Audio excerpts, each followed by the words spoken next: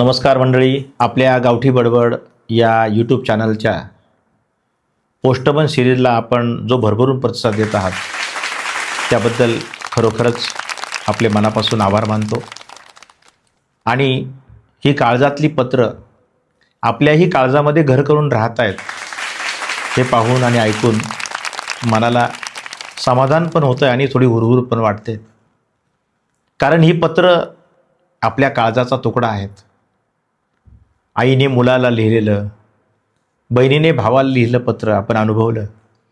आणि याच सिरीजमधलं एक आगळं वेगळं पत्र आज तुमच्यासमोर घेऊन येत आहे. ते पत्र आहे पत्र क्रमांक 3.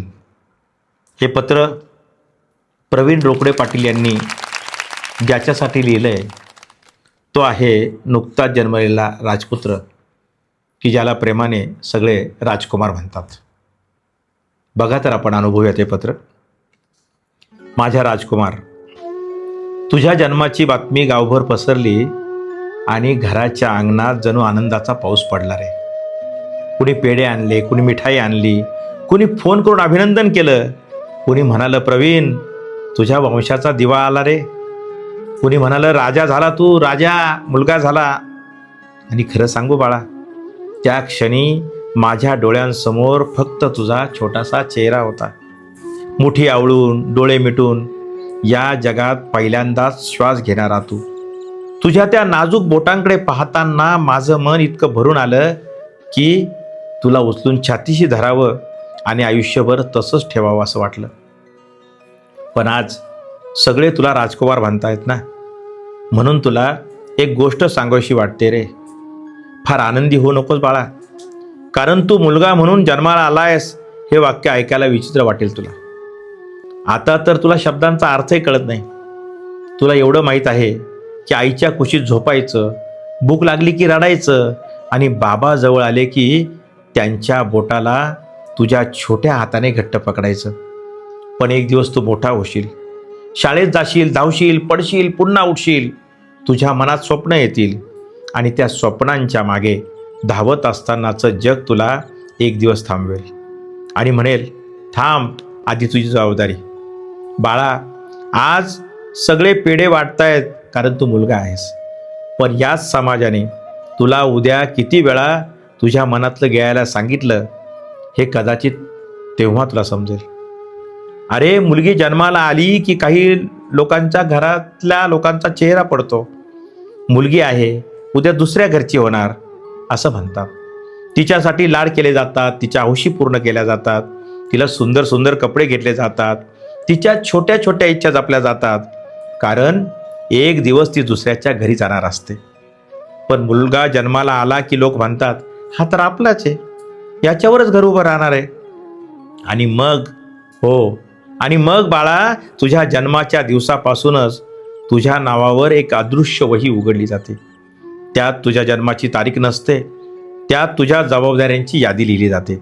आईबाबांची जबाबदारी, बहिणीच्या लग्नाची जबाबदारी, घराचा खर्च, कर्ज, मुलांचं शिक्षण, बायकोची स्वप्न, मुलांच्या हौशी, सणवार, नातेवाईक, माहेरून आणलेली बहीण, तिचा सन्मान, आईची औषधं, बाबांची काळजी. आणि या सगळ्यांच्या मध्ये कुठेतरी एक छोटंसं पान असतं, मुलगा स्वतः. पण त्या पानावर अनेकदा काहीच लिहिलेलं नसतं रे, कारण मुलगा म्हणजे घराचं छप्पर असतं म्हणे. आणि छपराला स्वतःवर पाऊस पडतोय की ऊन याची कुणी विचारपूस करत नाही. त्याचं काम फक्त खाली राहणाऱ्यांना सावली देणं. मुलगा म्हणजे घराचा खांब असतो म्हणतात, पण खांबाला कधी विचारत नाही की रे, एवढं वजन पेलताना तुझ्या अंगाला कधी कळ येते का?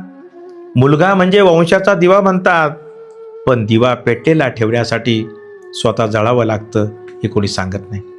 राजकुमार, कदाचित तुझ्या बहिणीचा जन्म झाला असता तर तिच्यासाठी गावभर पेढे वाटले नसते, पण तिच्या छोट्या हट्टांसाठी आई बाबांनी कितीतरी वेळा स्वतःच्या इच्छा बाजूला ठेवल्या असत्या.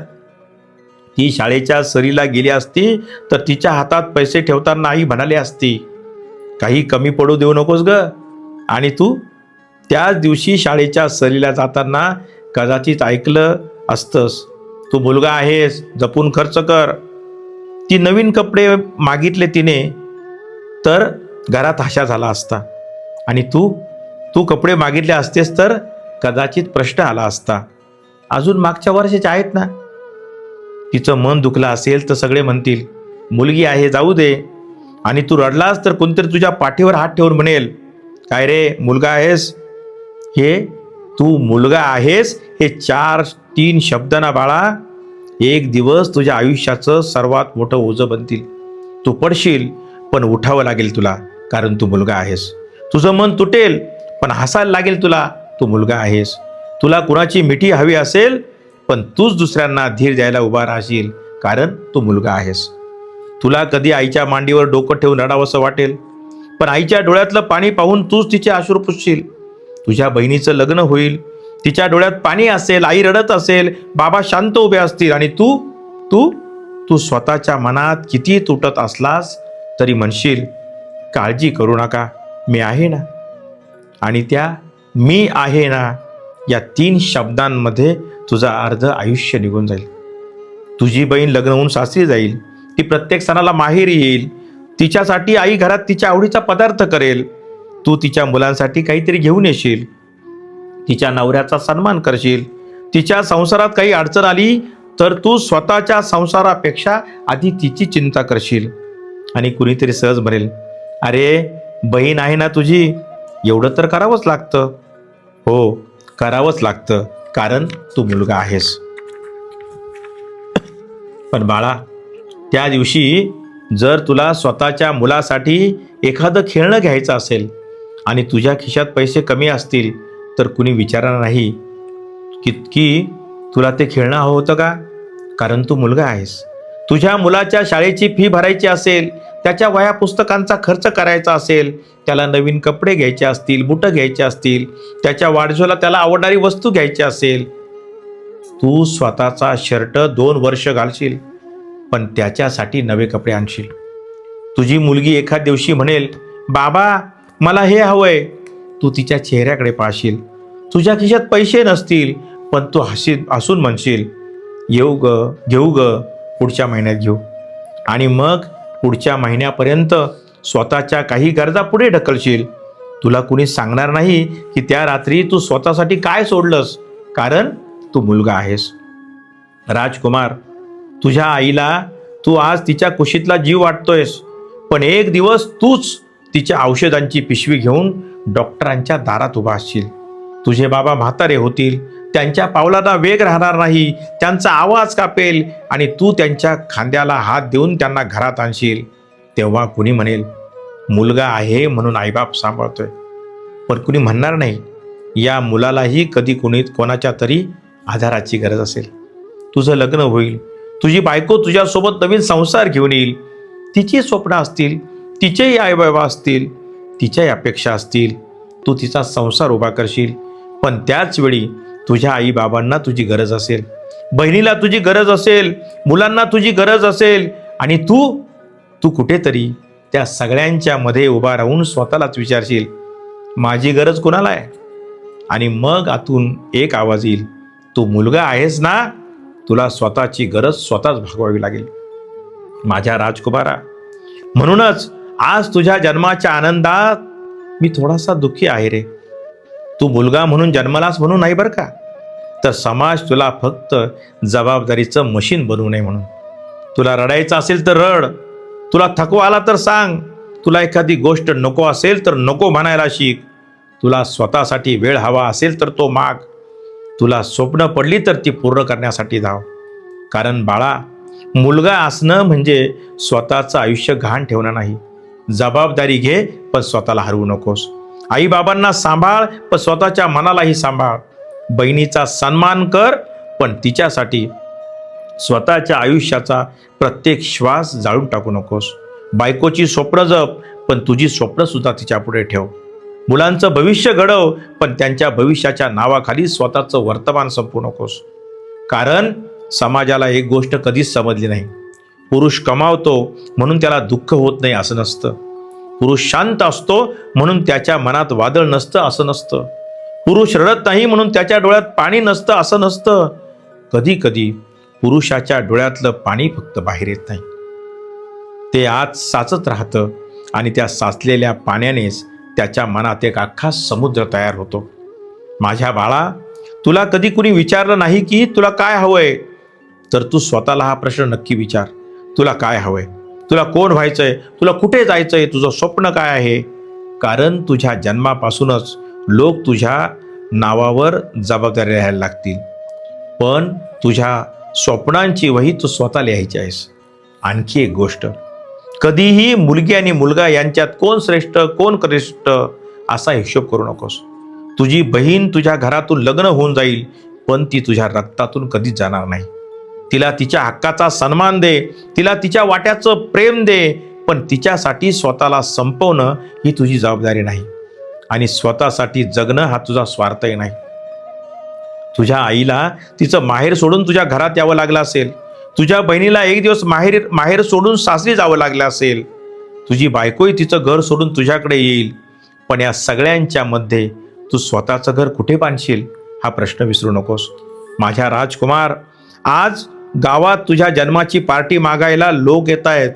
कुणी म्हणतंय मुलगा झाला आता प्रवीणने पार्टी दिली पाहिजे, कुणी तुझ्या हातात पैसे ठेवील, कुणी तुला आशीर्वाद देईल, कुणी तुझ्या कपाळावर चुंबन घेईल आणि सगळे म्हणतील हा घराचा आधार होणार.